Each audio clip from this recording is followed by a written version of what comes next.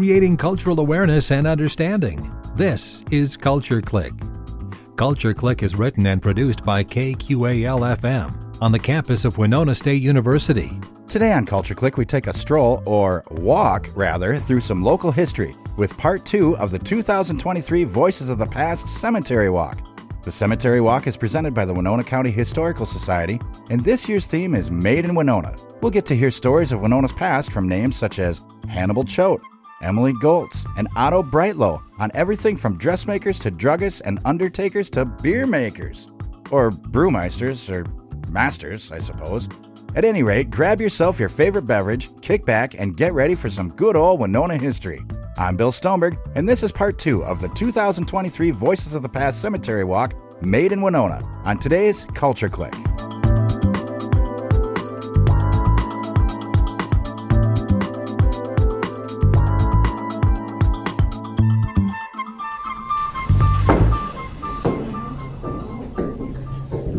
Hello, and welcome to my gravesite. My name is Choate, Hannibal Choate. I'm actually not buried here yet because it's only 1912, which means I'm 77 years old, and I've been in business here in Winona for over 50 years. It was 1861 when I first came to Winona. I was 26 years old. All I had was tied up in an old suitcase, tied up with rope. I opened a small shop on Main Street, stocked it with groceries, crockery, shoes, boots, and whatnot. I also carried a specialty line of items called Yankee Notions. These were smaller things made in the North, things like sewing supplies, cookware, tinware, clocks, what have you. I did so well that first year that I had to move some of my merchandise to the Simpson building. And I was lucky in that I avoided the big fire of 1862 that destroyed many of the downtown businesses. Well, after that, I installed the first indoor sprinkler system. I even set fire in the basement to see if it worked.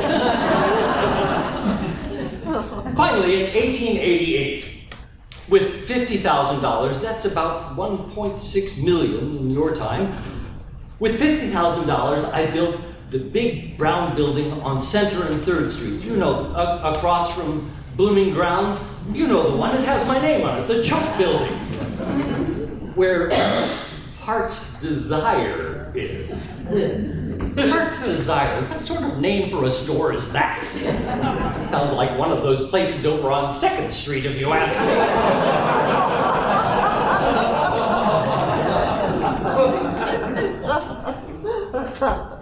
I'd like to introduce you to women who make things here in Winona. Things like dresses, hats, furs, gloves, and whatnot. This is Mrs. Mary Searzan and her charming daughter Genevieve. Mary and her husband Frank own Searzan's dry goods store. They carry every type and color of fabric and threads and ribbons and buttons. In 1912, you couldn't just buy a dress off the rack. You had to make one yourself or hire a dressmaker to make one for you. For a woman with a place in society and some wealth, you will have a dress made for you. Dresses cost anywhere from $50 to $100. That would be $1,500 to $3,000 for you folks. I employ ladies who can turn out the finest dresses for the most special of occasions, like wedding dresses and First Communion dresses like this one. And this fine young woman is Alice Nylander. Alice is a milliner. To complete the full ensemble, every dress must have a hat. Large hats are at the peak of popularity this year. There are several milliners in town who fashion hats and bonnets, and we can choose all the lace, trim, and accessories to coordinate with that special dress. The term milliner comes from the Italian city of Milan, where in the 1700s, the finest straws were braided and hat forms were made. I am a French milliner, which means I import hat forms from France. and then I finish them off here in Winona before I sell them. One of our other friends, Helen Chickanowski-Faber, makes her own hats from form to finish. In her shop, there's every kind and color of lace, ribbon, chiffon, every artificial flower and bird you can imagine. Mama, can I get a new flower from Mrs. Faber's shop? Maybe later, dear. In the fashion of 1912, the hats are at their largest, often with the brims extending beyond a woman's shoulders. To secure these huge creations, we use hat pins, sometimes as big as 18 inches, and we skewer them through the hat and the hair. The hat pin has other advantages, too. Any man who attempts an unwanted advantage towards me soon discovers that a hat pin is all a woman needs to defend herself. Ladies, there are gentlemen who are also involved in the clothing industry, you know. Oh, yes, like Stephen Morgan of Morgan's Jewelers, making eyeglasses, watches, and jewelry.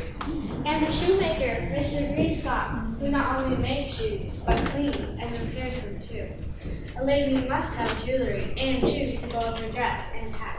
And we can't forget about Max Conrad, the founder and president of the Winona Glove and Fur Factory. It's called the Conrad Fur Factory now. Recently, I saw a photo in the newspaper of about 30 women working on sewing machines. It was taken at his factory on Center Street. A lady must have gloves, especially in Minnesota. And a fur coat or mink stole sure comes in handy when you're going out for New Year's Eve. Ladies, we are getting off track. Mr. Choate, why are you here? You don't make anything. And why do they call you the Merchant Prince of Southeast Minnesota? Oh, I know. It's because of all those signs leading to Winona. I have seen them. One every mile. 8 miles to Choate's Cheap Cash Store. 7 miles to Choate's Cheap Cash Store. 6 miles. Yes, you're right. You're all right. I don't make anything. I knew it! However, I am known as the Merchant Prince because I have a knack for bringing customers to Winona. When they come to my store, they come to yours as well. Oh, that makes sense.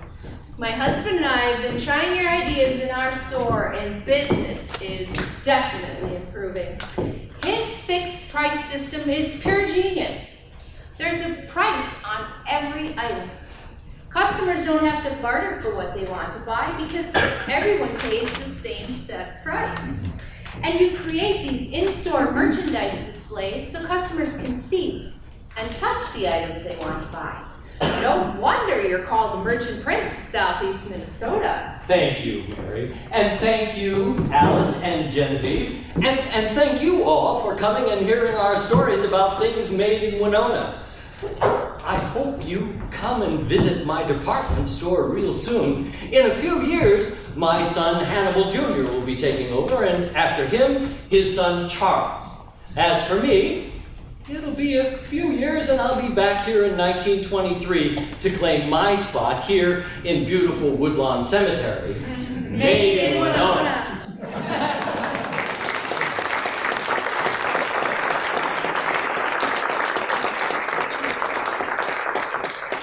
Guten Tag. My name is Jacob Weisbrod. I learned to brew beer in Prussia, where I was born in 1831. At age 21, I got married. Sadly though, a year later, my wife and baby died in childbirth. So, I sold everything I owned and boarded a steamer for a fresh start in the United States. Hello, I am William C. Shellhops, and in Winona, my name is synonymous with beer. Back in the old days, beer was brewed locally and distributed to local saloons in kegs. And people drink beer out of a stein, not out of a bottle. Pros.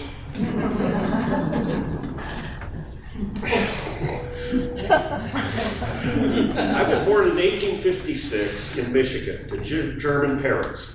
When my father passed away, I was just 16 years old, and I decided to become a brewmaster. I apprenticed in Michigan and in Chicago and finally in Milwaukee. because the brewmaster's art is very difficult. He is in charge in every aspect of production. In 1875, I moved to Winona, where in time I met a lovely young Fraulein named Miss Augusta Velnitz, and now she is Frau Schellhaus. William and I married in February 1882. On coming to America, I settled in Rock Island, Illinois, where I found work as a brewer. A couple of years later, I also met and married a fellow German, Margaret Pegg. And here she comes now. Hello, dear Jacob. Hello, Margaret. Margaret is not buried with me at Woodlawn. She's buried over at St. Mary's Cemetery, and you'll find out why later. Hello, William. Augusta. Why, hello, Margaret. We were just making some introductions. Why don't you tell these folks here how you came to Winona? I was born in Rock Island. My mother died when I was only a few months old. I left the house when I was 15 because my father's third wife was very abusive. I took up sewing at the neighbor's shop to get out of the house. Her specialty was making plated front shirts for men, and that's how I met her. So my father urged me to marry Jacob by giving me a $2,000 dowry, which would be about $80,000 today. And in 1856, Jacob and I came to Winona. Did you know that the first white settlers in Winona called it Montezuma? That's right. And do you remember the steamboats traveling alongside the Minnesota Bluffs, which is now Lake Winona? I used to love watching them when the water was high. When we got to Winona, there was already a small brewery where St. Mary's University is today. It was called Gilmore Valley Brewery. It was run by a C.C. Beck. They made about 600 gallons of beer per year. Beer requires malt, barley, hops, rosin, fresh spring water, wood, and Germans. We were fortunate enough to find land that was both tillable and close to spring water. Many of the Winona farmers produced many of these crops, and the bluffs provided caves where we used to store the barrels of beer. After a while, I decided to open my own brewery in East Burns Valley. Meanwhile, Margaret and I had 6 children. It wasn't too long before I had to expand our brewery to meet the needs of a growing, thirsty community. It was located on the city side of Sugarloaf. Ours was the first beer brewed at this location. 7 years later, I hired Peter Boo, a Bavarian immigrant who had been working at the best brewing company in Milwaukee. Peter became our brewmaster and foreman at our Sugarloaf plant. With the addition of Peter, business boomed. Unfortunately, I didn't get to participate in much of that boom since I died of typhoid fever in 1871. Well, when Augusta and I got married, I took a job with Becker Brewery out back of Sugarloaf. And in 1890, Augusta and I purchased it. Our brewery was amazing. It took up 4 acres and it had a 600-foot artesian well and plenty of caves to store and cool the beer. Our 3 top brews were gold medal beer, Old Private Stock, and Pale Bohemian. And there's plenty of Germans working for us. And we even saw some baseball team. Say, speaking of baseball, we had 9 children. 2 of our girls, Caroline and Maria, died as babies. And most of them worked in the family business. Our 3 sons, William J., Walter, and Kurt, all became brewmasters. And our daughter Margaret worked in the office. Our home was located right by the brewery. William used to come home for lunch every day. Yes. In 1907, we incorporated our company. And William was president. But not for very long. I passed away from pneumonia in May of 1907, and our son William J. took over. After William J. passed away, our son Walter became president and managed the brewery until his death in 1912. He was only 25 years old. Our son Kurt was secretary and I was treasurer. 2 years later, I was also president of the company. Well, after losing Jacob, I hired Peter Boob to run the brewery. A year later, married him. Unfortunately, a year after that, the plant burned by fire. So Peter built a state-of-the-art brewery and a house using the limestone quarried from Sugarloaf. He changed the name to Peter Lube Sugarloaf Brewery. In 1911, when he passed away, William Miller, who had married our daughter Lena, came and ran the company. In 1920, Congress passed the 18th Amendment to the Constitution. This amendment prohibited the manufacture, sale, and transportation of alcoholic beverages. Under the orders of the United States government, Park Brewing Company, housed alongside the river, emptied over 2,200 barrels of beer into the sewers, allowing it to flow into the Mississippi River. The president of Park Brewing, John Dietz, said that was $15,000 worth of beer. That's $250,000 today. Many local breweries closed their doors forever. In fact, breweries all over the country didn't survive. William Miller deserves enormous credit for keeping boobs running through that Prohibition time. His was the only brewery to survive in Winona.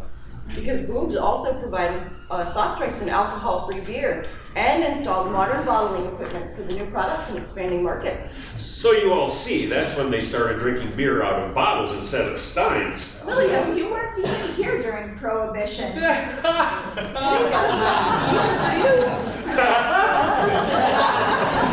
Well, I think it's about time to wrap this up then. Margaret needs to head back over to St. Mary's to be with her Peter. You know, your obituary heading said that you had left 29 grandchildren and 31 great-grandchildren. Some of them were yours. They did a wonderful job keeping Boobs running until 1969 when it was finally forced to close its doors. And I think that deserves a big toast. Zufall! To your health!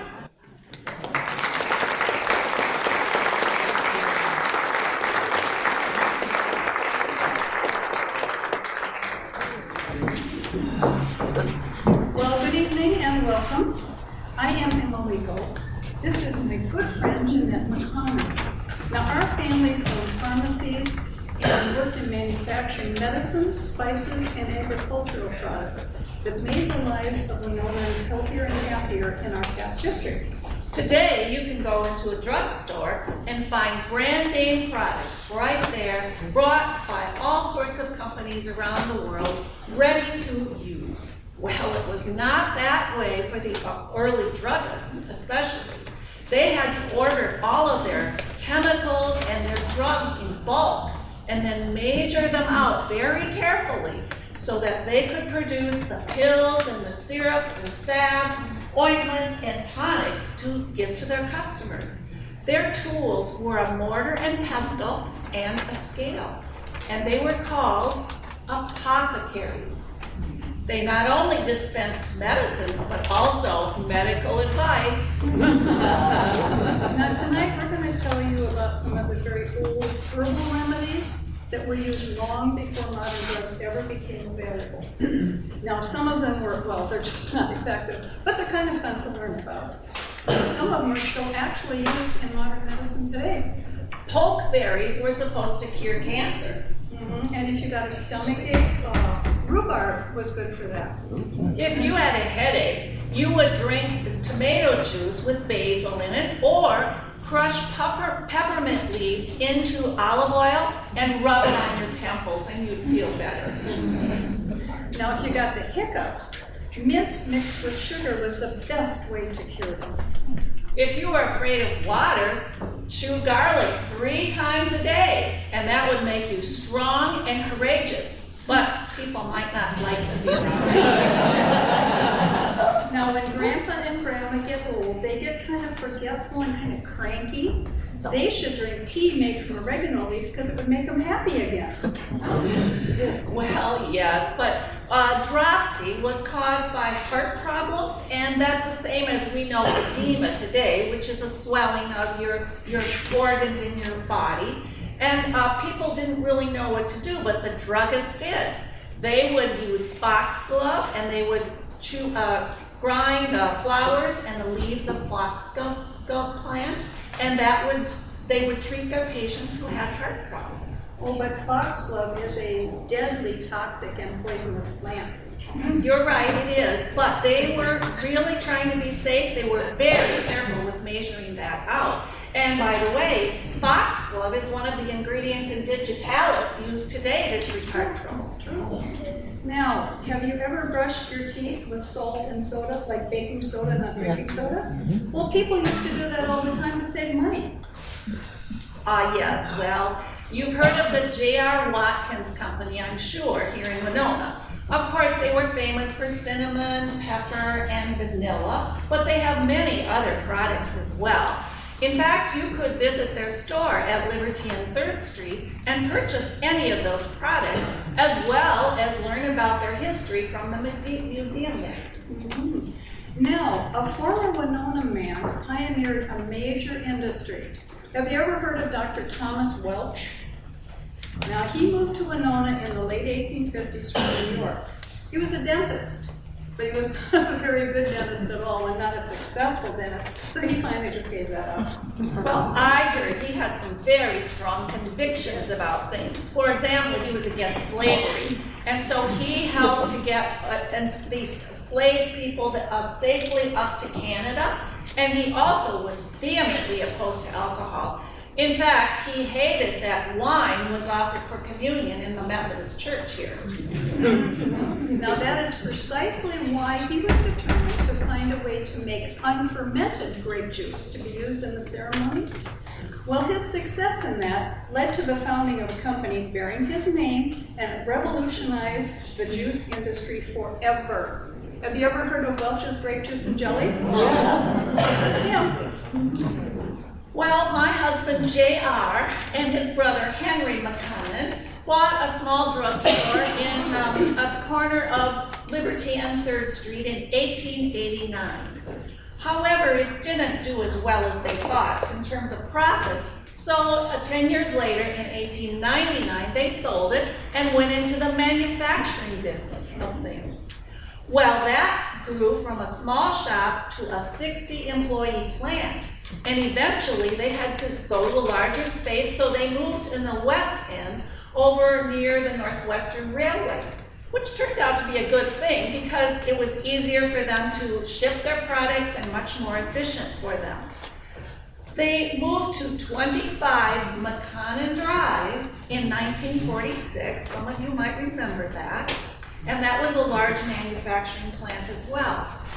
They began to ponder what to do for other products that they were doing. So they bought scientists, and the scientists went out to the farmyard to see what some of the agricultural problems were at that time. Well, that led them to developing fly spray, insecticides, and pest control products for the farmers. Then the scientists would go back to the farmers who bought the products and teach them how to use them safely and effectively, and that led to greater yields for the farmers. Well, eventually they also got into feed products, so they had a whole line of feed and medicine for the farm animals. Oh, but now you didn't just manufacture things for farm animals. You had, I believe, household items like baking powder, vanilla, food coloring, and cosmetics as well, like shampoo, makeup, and perfumes, and you made human medicines too, didn't you? That's right. Yep. Our door-to-door salesmen had a long list of products that they could sell to people. And besides that, they carried a whole lot of copies of Aunt Jane's cookbook, which guaranteed them of a welcome when they knocked on that door, because the housewives appreciated that very much. We also had a branch office in Memphis, and that covered this territory in the southern states, while the Winona office covered the Midwest, so it was very large. Unfortunately, the business closed in 1996.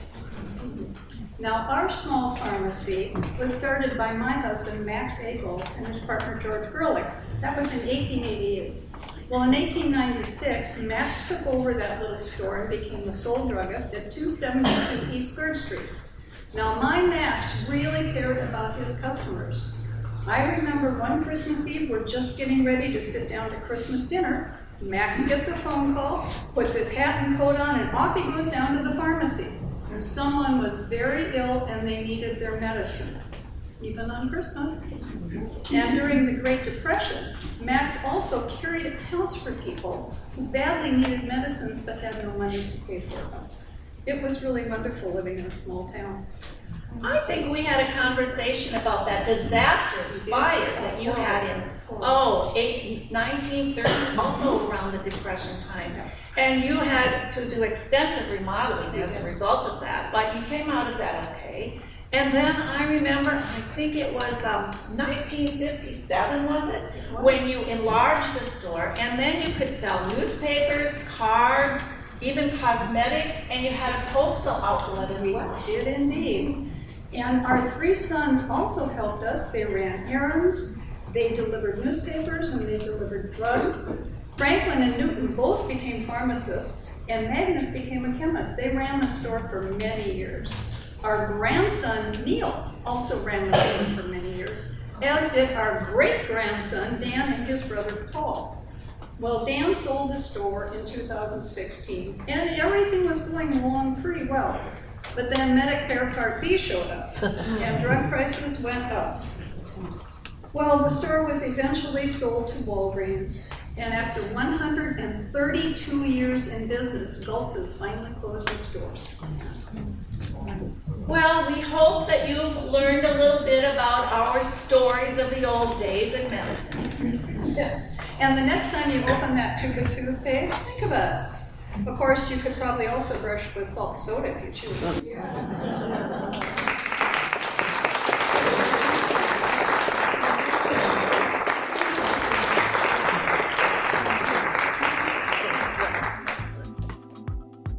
Thanks again to the Winona County Historical Society for helping us bring you the 2023 Voices of the Past Cemetery Walk made in Winona.